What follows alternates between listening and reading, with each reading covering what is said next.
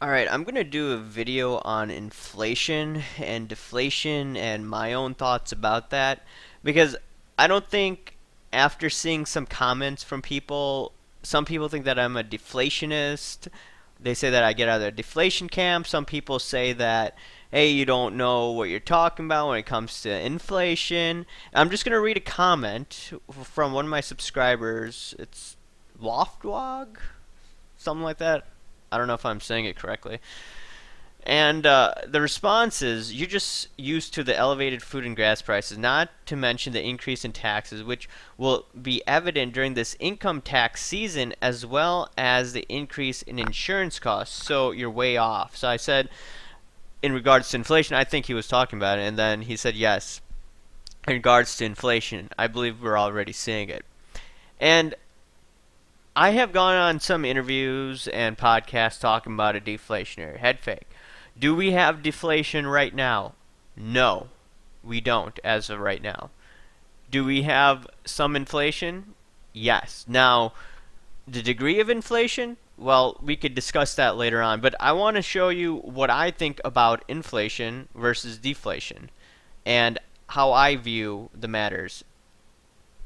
Alright, I followed the Austrian school, and we could look at what the Austrian school definition of inflation is. And we could go through this, or we could look at this. Mises believe that money prices and wages will rise when the supply of money and bank credit is increased. He therefore used the term inflation to mean an excessive increase of the money supply and not, as is the common usage, to refer to price inflation. In Mises' view, inflation is the result of policies of the government or central bank which result in an increase in the circulating money supply. Okay, the way that I define it, and a lot of Austrian school guys define it, is an increase in money supply and credit.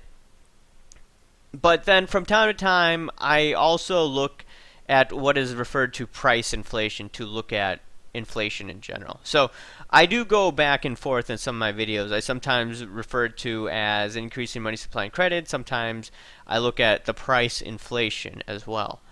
But overall, when I look at inflation, I look at it as a money supply, increase in money supply and credit. And I'm going to show you some ways to look at it. And then I'm going to show you later on why in the next few years, not as of this moment, in the next few years we could have a deflationary head fake. So it's not necessarily deflation, but I'm going to show you why, and probably in another video regards to China. I think China is going to be the biggest shoe that drops within the next few years, and I'm going to go into another video on that.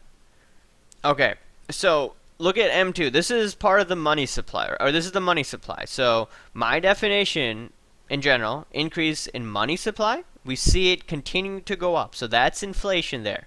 Now let's look at credit.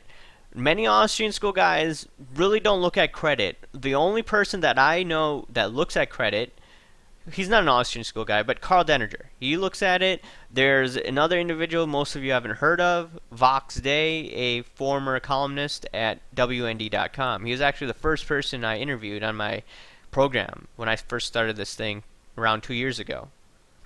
So the other part of the definition of inflation, like I told you, is credit. And what I look at as the total credit market debt outstanding. It comes from the Federal Reserve Z1, right?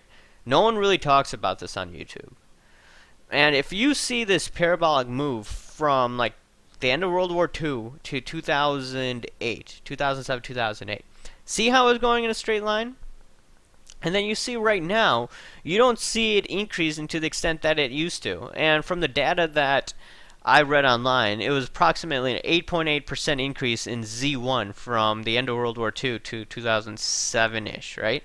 And if you want to look at it right now, in 2009-ish, the Z1 must have been $53 trillion, around that range. 52 to $53 trillion. Let's just say 52 for all intents and purposes. And as of right now, it's 58 trillion.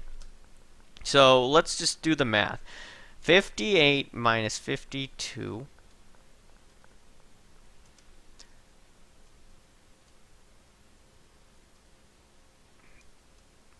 Let's do this again. So it's $6 trillion So 11%ish divided by around 6 years. So credit's usually expanding around, I don't know, 2% a year. While we saw in, I don't know, 1949 to 2007-ish, credit was increasing roughly around 8%. So some people may say that, hey, that's deflation. That's an act of deflation. I would say that that's more of an act of disinflation, right? But put that aside. If you want to now look at price inflation, we could look at some other metrics right now.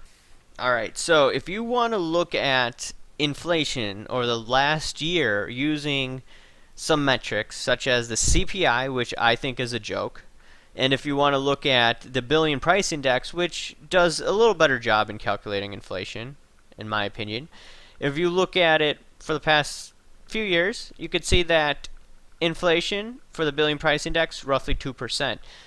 CPI, 1%.